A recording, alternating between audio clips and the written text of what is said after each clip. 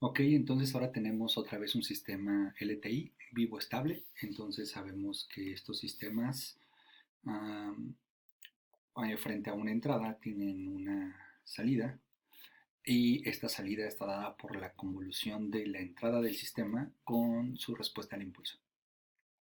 Ok, entonces en particular, como lo hemos hecho en los videos anteriores, vamos a ver qué pasa con la salida cuando t tiende a infinito. Ok, cómo se ve, a qué se reduce esta convolución. Y para esto vamos a pensar que vamos a tener una entrada coseno. Para simplificar las cosas, hemos pensado que el coseno tiene amplitud 1 y no tiene desfasamiento. Pero el resultado que vamos a deducir a continuación sirve también cuando el coseno tiene un escalamiento vertical y una traslación horizontal. Bueno, entonces la pregunta es, ¿qué va a pasar con la salida? Pues bueno, va a ser una convolución, pero nos queremos preguntar qué pasa con la salida después de que pasó mucho tiempo. O sea, ¿qué forma matemática tendrá la salida después de que pasa mucho tiempo si la entrada es un coseno? Vamos a suponer que el sistema es vivo estable. Bueno, entonces para dar solución a esta pregunta vamos a hacer un artificio matemático. Esto es un artificio matemático. Vamos a escribir al coseno como la suma de dos exponenciales complejas conjugadas. Esto es utilizando la fórmula de Euler. Entonces, este coseno lo escribimos como la suma de estas dos exponenciales complejas conjugadas, pero el sistema es LTI, entonces suma de entradas produce suma de salidas. Entonces, la salida correspondiente a esta primera entrada exponencial va a ser la convolución de la exponencial con la respuesta al impulso, multiplicada por un medio haciendo la convolución, trasladamos la exponencial y nos queda esta expresión, más la respuesta debida a esta exponencial nos quedaría esto que está aquí, ¿sale? Haciendo la traslación de la exponencial, escribiendo fuera la exponencial que no depende de tau, porque recuerden la fórmula de convolución, entonces nos queda esta expresión. Eh, Simplificando, pues lo que nosotros habíamos supuesto era que t tendía a infinito. Entonces, pues bueno, esto va a tender a infinito y esto va a tender a infinito, ¿sale?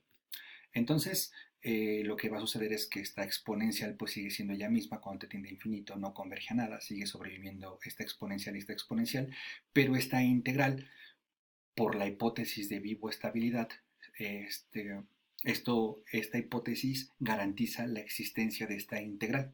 Entonces, la existencia de esta integral no es otra cosa más que cuando t tiende a infinito es la transformada de Laplace de la h evaluada en j omega. ¿Sale? Aquí está, j omega. ¿De dónde viene este omega? Este omega viene del escalamiento horizontal que se le hace al coseno, es decir, de su valor de frecuencia. Este omega es este valor que está aquí. Y esto que está aquí cuando t tiende a infinito, pues es la transformada de Laplace, es decir, la función de la respuesta al impulso, es decir, la función de transferencia evaluada en menos j omega. La vivo estabilidad garantiza la existencia de estas dos integrales. Entonces, pues simplificando, cuando t tiende a infinito, pues nos va a quedar que es un medio de la función de transferencia evaluada en j omega por esta exponencial que sigue siendo ella misma después de que ha transcurrido mucho tiempo, la única parte que converge es esta, más esta otra exponencial, que más un medio de esta otra integral que es la función de transferencia evaluada en menos j omega por un medio, y la exponencial que, bueno, que sobrevivió después de haber hecho aquí la traslación de la convolución, que es esto. Ahora, matemáticamente, este es un número complejo y este es un número complejo. Entonces, recordemos que un número complejo, escrito en forma cartesiana, también se puede escribir en forma polar. Es decir, la forma polar de ese número complejo sería la magnitud de z por e al ángulo que tenga j, ¿no? En donde la magnitud de z es a cuadrada más b cuadrada raíz cuadrada y el ángulo es arco tangente de b entre a, ¿no? Con con los ajustes necesarios dependiendo del cuadrante en donde esté ese número complejo. Entonces, cuando se revisó la teoría de transformada de Fourier, lo que se había dicho es que si una función es real, su transformada de Fourier y su transformada de Fourier evaluado en menos j omega coincide con el conjugado. Es decir, si una función es real, su transformada de Fourier evaluado en menos j omega es el conjugado. Por lo tanto, este número complejo y este número complejo son conjugados y los estoy sumando. Entonces, un número complejo más su conjugado, pues es 2 veces la parte real. Pero, ¿quién es 2 veces la parte real de este número complejo? Pues viéndolo en forma polar, este, este número complejo sería la magnitud de este número complejo, sería la magnitud de h por la magnitud de la exponencial, pero la magnitud de esta exponencial por Euler es 1. Entonces, voy a llamarle z a este número complejo, ¿no? Entonces, z en su forma polar sería un medio de la magnitud de h de j omega, ¿sale? La magnitud de la exponencial de esta, que es a la j omega t, es 1 porque es seno al cuadrado más coseno al cuadrado, eso es 1, ¿ok? Por e, ¿ok? Esa sería la magnitud, ¿no? Y el ángulo es una multiplicación de números complejos. Entonces es el ángulo del primero, que es un número real, que sería 0 grados porque es un medio positivo. El ángulo de h de j omega, el ángulo que tenga h de j omega. Y como se están multiplicando, se suman los ángulos. El ángulo del número e a la j omega. Pero el ángulo de e a la j omega, pues precisamente es omega t. ¿Ok? Y esto multiplicado por j. Lo único que hice fue escribir este número complejo en su forma polar. Entonces, su número complejo más su conjugado es 2 veces la parte real. Pero ¿quién es 2 veces la parte real de este número complejo? Pues aplicando Euler me quedaría coseno de este valor más j seno de este valor multiplicada por esta constante. Entonces la parte real multiplicada por 2 se va al 1 medio y te queda la magnitud de h de j omega, aquí está, y la parte real es coseno de omega t más el ángulo de h de j omega.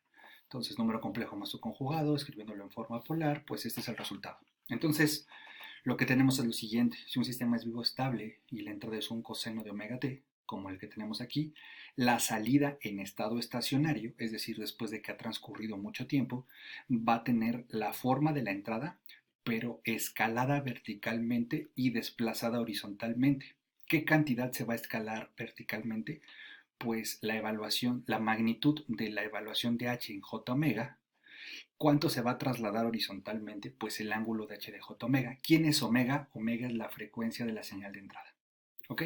Entonces, en particular, aquí el nombre de estado estacionario sí tiene sentido, porque si el sistema es vivo estable y, h de j omega no se indetermina, es decir, en una cosa, es vivo estable garantiza que exista la h, ¿sale?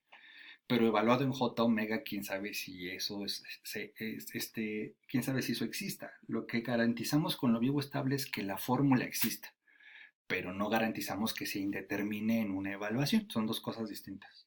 La vivo estabilidad garantiza la existencia de la fórmula, pero aparte de que ya sabemos que esa fórmula sí tiene sentido, pues tendríamos que ver que al evaluarla no se indetermine. Son cosas distintas. Espero se entienda la diferencia. Entonces, pensando en la hipótesis de vivo estabilidad y suponiendo que no se indetermine j omega, ¿quién es j? Pues el número complejo j. ¿Quién es omega? El valor de escalamiento horizontal de la señal coseno. Pues entonces la respuesta en estado estacionario va a tener esta forma, que es una traslación, un escalamiento vertical de la entrada y una traslación horizontal. ¿Ok? En ese sentido, pues lo que sabemos es que esto es lo que va a sobrevivir después de mucho tiempo. Y como un coseno, pues conforme te crece, no tiene ninguna constante, siempre está oscilando, pues tiene sentido de hablar de un estado estacionario, porque el estado estacionario siempre va a estar, o sea, no va a pasar como en el caso de las constantes o de las exponenciales, que eso podría ser cero, no es el límite. Aquí no, garantizamos que ese coseno siempre va a estar con las hipótesis adecuadas de vivo estabilidad y que no se indetermine la evaluación en j omega. ¿Ok? En particular, cuando el sistema sea asintóticamente estable, recordemos que la respuesta total va a ser en el formato natural más forzada, ¿ok? Entonces, si el sistema es asintóticamente estable, pues cuando t tiende a infinito, esta cosa se muere, ¿ok? Y en particular cuando sea un coseno la entrada, pues esta forzada va a tener este formato. Entonces, cuando el sistema es asintóticamente estable, cuando la entrada sea un coseno o un seno, la fórmula se vale para tanto coseno como seno. Ahorita las voy a escribir para que no haya duda. Pues entonces la forzada se va a llamar estado estacionario, va a coincidir la forzada con el estado estacionario y la natural va a recibir el nombre de respuesta transitoria, porque precisamente la natural son puros modos del sistema, si es asintóticamente estable estos se mueren.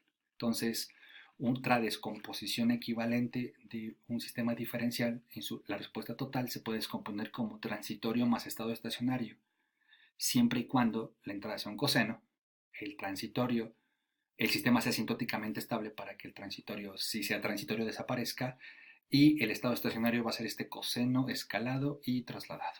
¿Ok? Y bueno, eso es lo que dice aquí en este párrafo. Ahorita vamos a hacer un ejemplo numérico para que esta parte quede asentada, ¿no? Entonces aquí me gustaría decir varias cosas, son importantes yo creo conceptualmente hablando. A lo mejor aquí uno cierra varios conceptos que a lo mejor están flotando por ahí. ¿Qué va a pasar?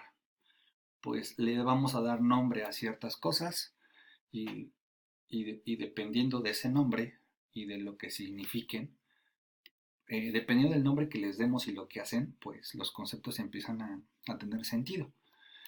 En particular, ¿no? Lo primero, h de j omega se conoce como la respuesta en frecuencia del sistema. ¿Ok? ¿Quién es h de j omega? Pues no es otra cosa más que la función de transferencia, ¿sale? Evaluada en j omega. ¿Por qué se llama respuesta en frecuencia? Bueno, en particular, eso debe de quedar claro, la respuesta en frecuencia es, agarras la función de transferencia, pones j omega, es una fórmula, la respuesta en frecuencia es una fórmula, ¿sale? ¿Por qué tiene sentido llamarle respuesta en frecuencia? Pues tiene sentido por lo siguiente, si este coseno es 10t, pues entonces la salida sería coseno de 10t más una traslación que es h de 10j, o sea, el ángulo de h de 10j y la magnitud de h de 10j. Si el coseno es 100t, aquí sería h de 100j, h de 100j y el ángulo. Si el coseno es 50, pues aquí va a ser, este número no cambia, ¿no? Es decir, el que va a cambiar es dependiendo de omega, pues es el ángulo y la magnitud. Es decir, dependiendo de la frecuencia de entrada, la respuesta en estado estacionario es distinta. Por eso tiene sentido llamarle respuesta en frecuencia. Pero pues evidentemente h de j omega pues tiene esta información, por eso esa fórmula recibe ese nombre. ¿Cómo calculas la respuesta en frecuencia? Pues bueno, ya lo comenté ahorita, pero bueno, vamos a dar dos alternativas, que es básicamente lo mismo. Lo primero es calcular la función de transferencia del sistema y quitar S y poner J omega. Esa sería una alternativa. O lo segundo es tomas tu ecuación diferencial con condiciones iniciales cero y en lugar de aplicar transformada de Laplace, aplicas transformada de Fourier. Y pues también eso te va a generar pues, la misma expresión, que tanto la fórmula como 2 generan la misma, este, la misma expresión, ¿no? Ahora, por lo que acabo de decir, de que, pues dependiendo de la frecuencia de la señal de entrada, este valor de omega determina qué tanto se escala y qué tanto se traslada, lo mismo que entre, o sea, si es 10t, aquí es 10t, si es 30t, es 30t, pero lo que sí va a ser diferente no es lo mismo h de 30j que h de 50j de 100j. O sea, la fórmula se va a estar trasladando y escalando de diferente forma dependiendo del valor de frecuencia. Es por eso que cuando tú agarras y calculas h de j omega, de cierta forma calculas la transformada de Fourier. Entonces, pues juntando estos conceptos, tiene sentido que cuando alguien le aplica la transformada de Fourier a una función, uno hable que está en el dominio de la frecuencia, ¿no? Es decir, ya el hecho de introducir la variable omega desde este punto de vista en estas expresiones, pues habla de que la omega representa frecuencia desde este punto de vista de sistemas. Obviamente hay otras motivaciones, como en el momento que se habló de series de Fourier. En el momento que se habló de transformada de Fourier, desde el punto de vista de series de Fourier, pues también se comentó que hay otra motivación para llamarle dominio de la frecuencia. Pero esta es una motivación desde el punto de vista de sistemas. Pues resulta ser que esta expresión, pues al final la omega sí es frecuencia. O sea, sí tiene mucho sentido desde el punto de vista de sistemas. Bueno, eh, voy a escribir las expresiones que se van a satisfacer en el caso de que el coseno no sea simplemente coseno de omega t. Es decir, lo que quiero decir es lo siguiente. Si la entrada es a coseno de omega t más teta, si esta es la entrada, y el sistema es vivo estable, y h de j omega no se cancela, la respuesta en estado estacionario va a ser h, la magnitud de h de j omega, ¿sale? Va a escalar a la entrada, es decir, va a escalar a coseno de omega t más teta. Y el ángulo de h de j omega va a trasladar a la entrada, ¿sale? Entonces esto es de forma genérica. Yo lo hice en la diapositiva para a igual a 1 y teta igual a 0, pero habría que convencerse por álgebra de números complejos que esto sigue sucediendo, ¿no? Solamente lo hice así para que no fuera tan difícil de observar. De la misma forma, si esto fuera un seno de omega t más teta, y el sistema es vivo estable, pues entonces esto sería h de j omega por a seno de omega t más teta, o sea, la señal de entrada tal cual escalada verticalmente y trasladada de acuerdo al ángulo de j omega, ¿sale?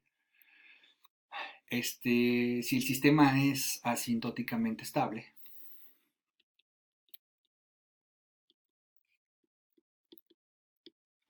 entonces el sistema será vivo estable.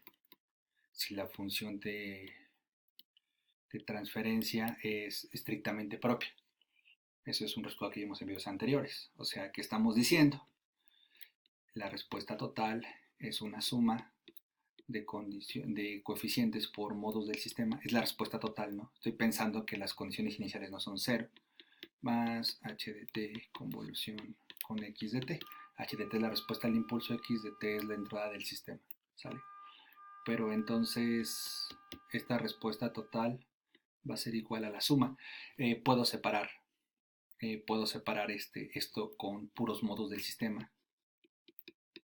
Las constantes pues, no necesariamente son iguales a estas 6, más y precisamente YSS de t.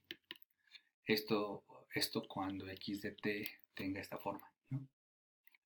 Forma seno o coseno, ¿no? Forma, voy a llamarle 1. Forma 1. Entonces, si x de t tiene esta forma, la respuesta total se va a descomponer así, y cuando t tiende a infinito, pues este va a tender a 0 porque estoy suponiendo que es asintóticamente estable, y como es vivo estable, esta YSS va a tener la forma de allá arriba, ¿no? ¿Sale? Entonces, estas fórmulas van a ser las que vamos a estar ocupando.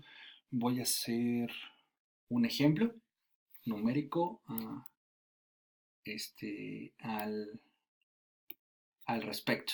Entonces, lo que hemos dicho es la respuesta total, modos del sistema, haz la convolución. Si es asintóticamente estable, yo aseguro por definición de asintóticamente estable que estos modos tienden a 0 conforme t tiende a infinito. Y precisamente lo único que sobrevive cuando ha transcurrido mucho tiempo es lo que sobrevive de la convolución, pero por lo que hemos hecho en este video, pues en particular cuando esto es un coseno o un seno, pues queda el coseno trasladado y escalado verticalmente y trasladado horizontalmente. Bueno, entonces pues vamos a hacer un ejemplo numérico. Vamos a ver que es relativamente sencillo calcular el estado estacionario para los sistemas, ¿no? Entonces tenemos este sistema diferencial y la entrada estamos suponiendo que es coseno de t u de t.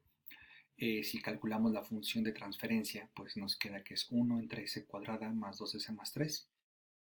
Si calculamos los polos del sistema o las raíces del polinomio característico, los valores que determinan la función de transferencia, nos quedan estos dos números, S1 y S2, que tienen parte real negativa.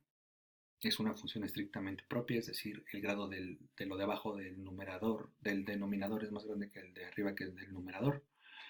La parte real es cero, por lo tanto es un sistema asintóticamente estable. Por ser estrictamente propio, también es vivo estable. ¿Ok? Entonces, ¿qué significa? Que lo que hemos dicho en este video, pues es cierto. Entonces me gustaría calcular el estado estacionario, es decir, qué pasa después de un rato con la solución de esta ecuación diferencial, cómo se ve, ¿no? Y lo que dice la teoría que va a ser este coseno escalado verticalmente y trasladado horizontalmente. Entonces, pues lo que tengo que hacer es calcular h de j omega como primer paso. Aquí la omega es 1, es el escalamiento horizontal del coseno de entrada. Entonces calculo h de j por 1, o sea, en este caso h de j. Entonces, donde haya s, pues pongo j, ¿no? Entonces sería j cuadrada, me daría menos 1, 2j y 3. Entonces simplificamos en el denominador y nos queda 2 más 2j. 1 entre 2 más 2j. Yo los dos números que necesito para calcular el estado estacionario son, ya que tengo h de omega j, en este caso h de j, es calcular su norma y su ángulo. Evidentemente puedo hacer álgebra y multiplicar por el conjugado y toda esa simplificación algebraica, pero me conviene utilizar propiedades de la norma. La norma de una división es norma del de arriba entre norma del de abajo, norma del numerador entre norma del denominador. La norma del numerador es 1, la norma del denominador es parte real al cuadrado, parte imaginaria al cuadrado, raíz cuadrada, y me queda 1 sobre raíz de 8, en este caso sería 0.35. ¿Okay? De la misma forma podría yo hacer multiplicar por el conjugado, hacer la simplificación y ver el ángulo del número complejo, pero lo que me conviene hacer es utilizar propiedades de los ángulos de los números complejos. Al igual que eh, un equivalente a la propiedad de la multiplicación de los números complejos es la división. ¿A qué voy? El ángulo de la multiplicación de números complejos se suma, en la división se resta. Entonces, si quiero calcular el ángulo de este número complejo, en lugar de hacer simplificación algebraica, pues hago esa propiedad del ángulo. Entonces sería ángulo del número de arriba entre el ángulo del número de abajo. El ángulo del número de arriba es el 1. En el plano complejo el 1 está a 0 grados. Recordemos que el ángulo se mide respecto al eje real positivo. Entonces sería 0 grados. Menos el ángulo del número complejo de abajo. El número complejo de abajo está en el primer cuadrante porque tanto la parte real como la parte imaginaria son positivas. Entonces, el ángulo del número complejo utilizando tangente inversa sería arco tangente de 1 porque es 2 entre 2, ¿no? Cateto opuesto entre cateto adyacente. Que eso es menos 45 grados. ¿Ok? Entonces ya terminé. Lo que yo sé es que la respuesta en estado estacionario va a ser la señal de entrada, que fue un coseno de t, aquí está el coseno de t, escalado verticalmente y trasladado horizontalmente. El escalamiento es de 0,35 y la traslación es de menos 45 grados. Para que tenga sentido como función matemática, pues evidentemente esto tiene que estar en radianes, entonces el 45 grados lo paso a radianes y nos da menos 0,78. Entonces, ¿qué va a pasar si yo hago la solución analítica de esta ecuación diferencial y me fijo y después a esa función le hago el límite cuando te tiende a infinito? Pues me voy a dar cuenta que la función que resultante de ese límite pues es esta parte, ¿no? Y ahorita muestro la simulación. Pero bueno, esto no termina aquí porque a lo mejor no entró el coseno de t, entonces entró el coseno de 10t. Entonces, ¿cuál sería la respuesta en estado estacionario? Pues la respuesta en estado estacionario va a ser la entrada, que es el coseno de 10t, ¿sale? Escalada y trasladada. El escalamiento tiene que ser la magnitud de de h de j omega, pero en este caso el omega, que es el escalamiento horizontal, es 10. Y el ángulo de h de j omega, que en este caso sería el h de 10j. Entonces procedemos igual que acá, pero para un valor distinto de frecuencia. Entonces tengo que calcular ya no h de 1j, sino ahora h de 10j. Entonces en la función de transferencia quito la s y pongo 10j. Elevamos al cuadrado, esto nos queda menos 100 más 20j más 3. Entonces simplificando en el denominador me queda menos 97. Pues lo que tengo que hacer nuevamente es, ya que tengo este valor de h de 10j, pues tengo que calcular la magnitud para saber el escalamiento vertical y el ángulo del número complejo para saber la traslación. Pero nuevamente, para no estar haciendo álgebra, utilizo tanto propiedades de la norma como propiedades del ángulo. Entonces, norma de una división, norma arriba, norma abajo, y eso me queda que la norma de abajo, de arriba es 1, la de abajo es raíz cuadrada de parte real al cuadrado más parte imaginaria al cuadrado, y eso nos da 0.01. Y para el ángulo, yo necesito obtener el ángulo de este número complejo. Procedemos como en el caso anterior. Ángulo del número complejo de arriba es un 1, pero el 1 está a 0 grados, entonces sería 0, menos ángulo del número complejo del de abajo. Y aquí hay que tener cuidado por las calculadoras, ¿no? Y todo lo que implica las funciones inversas trigonométricas. Lo que yo recomiendo hacer es lo siguiente. Para sacar el ángulo de un número complejo, primero hay que graficarlo. ¿Sale? En este caso la parte real es negativa y la parte imaginaria es positiva. Entonces es un ángulo que está en el segundo cuadrante. Si un número complejo está en el segundo o en el tercer cuadrante, la función arcotangente no sirve bien. Es decir, si uno pone arcotangente le va a dar un resultado equivocado, porque el arcotangente solamente sirve bien si el ángulo está en el primero o en el cuarto cuadrante. Es decir, ocupar con los signos solamente sirve bien ahí. Eso es por una cuestión de inyectividad de la función y esas cosas. Entonces lo que yo recomiendo es lo siguiente.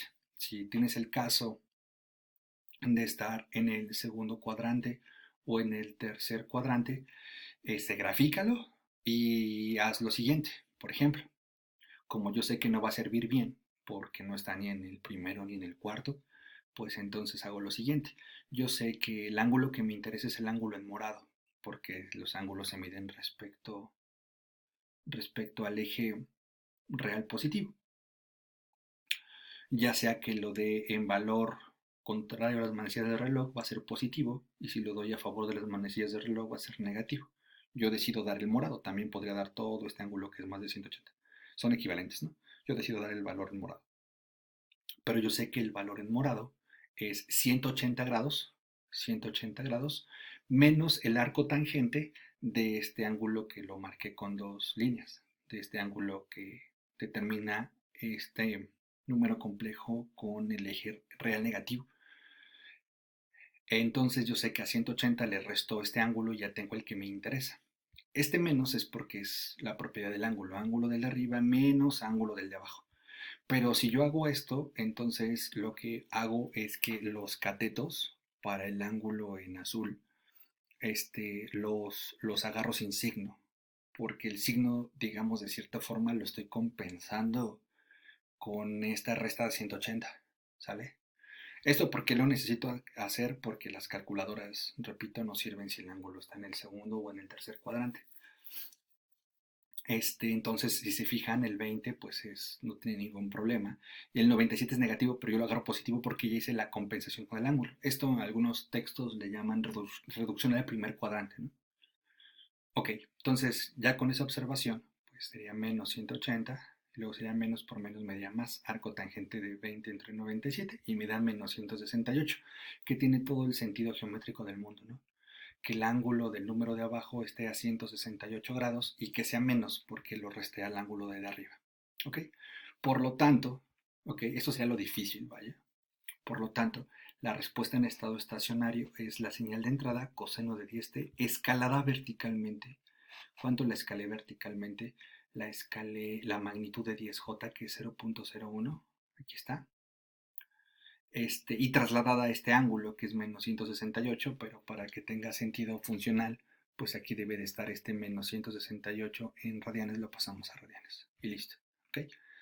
Y entonces, para esta señal coseno, este es el escalamiento, esta es la traslación. Observemos cómo el escalamiento es distinto. Aquí el escalamiento fue 0,35, aquí de 0,01, ¿sale? Y la diferencia entre una señal y la otra fue que el valor de frecuencia, ¿no? El escalamiento fue distinto porque fue una señal con diferente frecuencia. ¿Por qué? Porque HDS es la misma, solamente que en el primer caso la estoy evaluando en J y la estoy evaluando en 10J, eso hace que este número cambie. Y lo mismo va a pasar si calculo el coseno de la respuesta en estado estacionario para el coseno de 100t y para el de 200t. Es por eso que h de j omega, es decir, quitamos la s y ponemos j omega en el lugar correspondiente y al simplificar, esta se llama la respuesta en frecuencia, ¿sale? Eso lo habíamos definido en este video al principio. La respuesta en frecuencia es precisamente la función de transferencia, ya sea calculada con transformada de Fourier, o sea, si eso le aplico transformada de Fourier, puedo calcular directamente esto, o equivalentemente HDS con transformada de Laplace evaluando S igual a J omega, ¿ok? Entonces, si se fijan, esto se vuelve un poco tedioso, ¿no? Estar haciendo el escalamiento vertical y la traslación horizontal para cada valor de frecuencia distinto, ¿no? Ya sea que sea coseno o seno. Entonces, pues, eh, la respuesta en frecuencia, que es esto que está aquí, la puedo yo, los datos que me interesan de h de j omega más que de la fórmula, me interesa la magnitud y el ángulo, ¿no? O sea, si observamos el estado estacionario, evidentemente todo parte de h de j omega, pero yo necesito su magnitud y su ángulo. Entonces, precisamente, pues más que esta fórmula me interesa la magnitud de la fórmula. Entonces, aplicando lo mismo que hicimos en los casos anteriores, pero en este caso para esta simbología, sería norma del de arriba es 1, norma del de abajo es parte real al cuadrado, aquí es 3 menos omega cuadrada al, al cuadrado, ¿sale? Este debe ir con un cuadrado, más parte imaginaria al cuadrado que sería 4 omega cuadrada, ¿sale? Y aquí me queda ángulo del de arriba, que sería 0, menos ángulo del de abajo. Entonces, esta es una notación más o menos común en el siguiente sentido. Arc tan 2 es tangente inversa, ¿sale? Y el 2 es porque muchos paquetes de cómputo tienen esta función de tangente inversa y le llaman la segunda, para distinguirla del arco tangente usual, en el sentido de que cuando tú haces esta simbología, el programa ya interpreta que tiene que tomar en cuenta los signos, ¿sale? Si tú pones arco tangente normalito, pues te va solamente a revisar valores correctos si estás en el primero o en el cuarto cuadrante.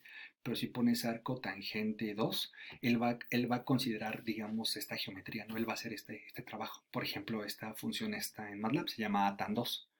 Y lo que tienes que hacer es solamente indicarle el valor con todo y signo de la parte real y de la parte imaginaria. Bueno, aquí habría que checar el orden, eso ya depende del software. Algunos softwares lo ponen así, otros paquetes primero te piden la parte imaginaria y luego la parte real, pero esta notación indica que es considerando el signo, ¿no? Y este menos es porque está en la parte de abajo.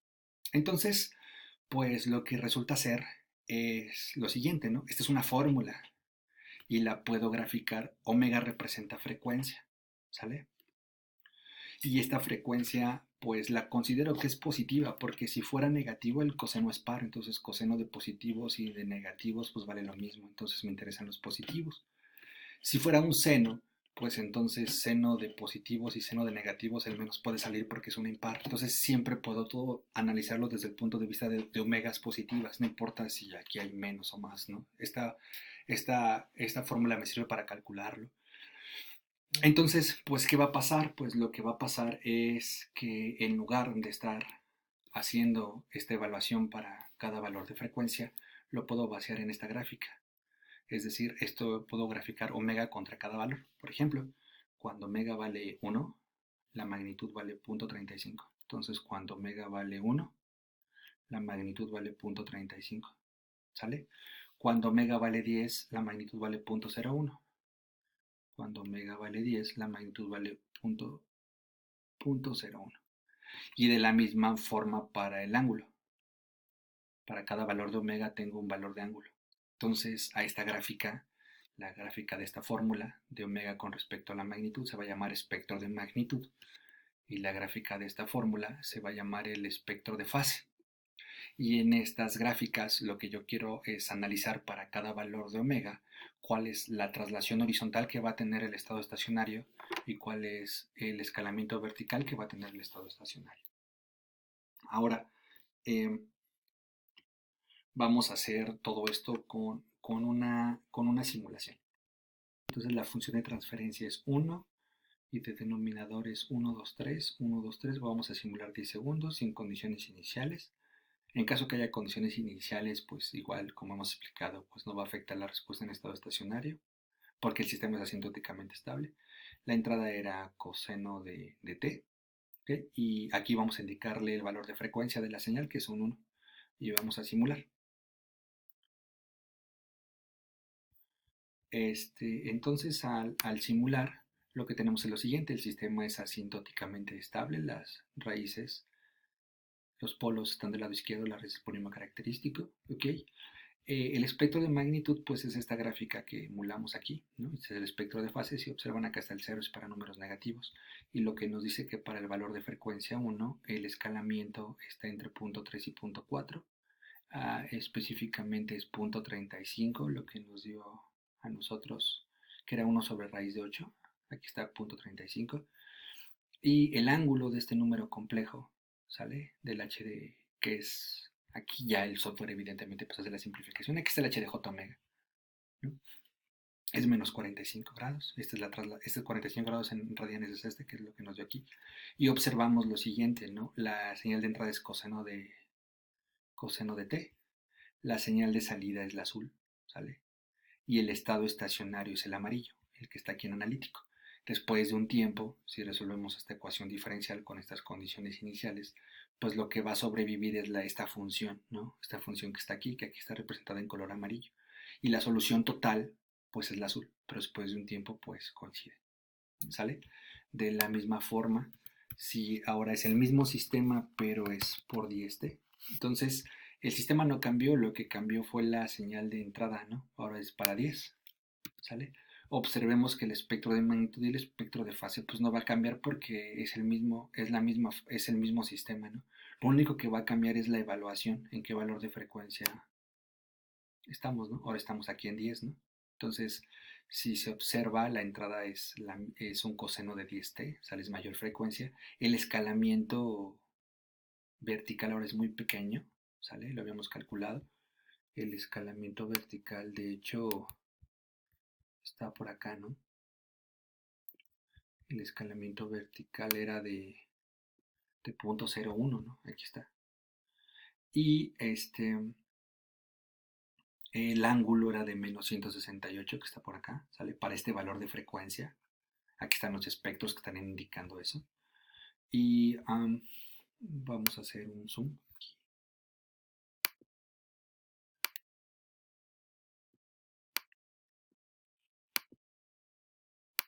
Ok.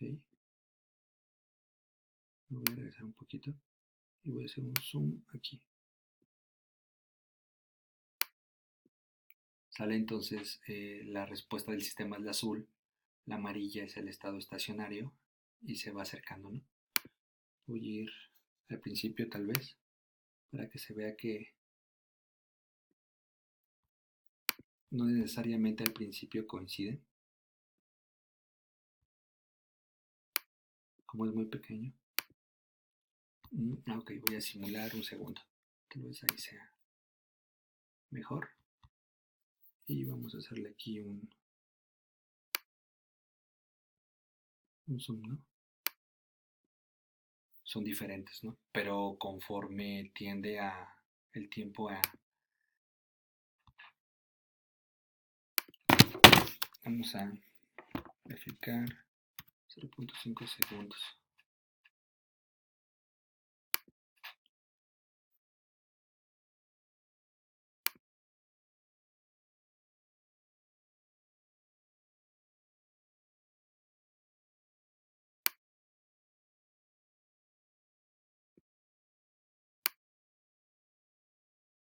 Si es que es 0.01, ¿no? Es demasiado pequeño.